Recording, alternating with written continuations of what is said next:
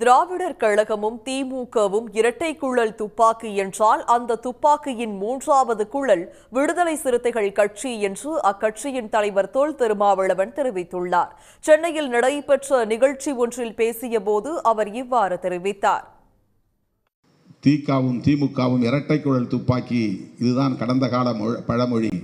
இப்போது நான் சொல்லுகிறேன், விசிக மூன்றாவது குழல், அந்த துப்பாக்கியின் மூன்றாவது குழல் என்று சொன்னார்.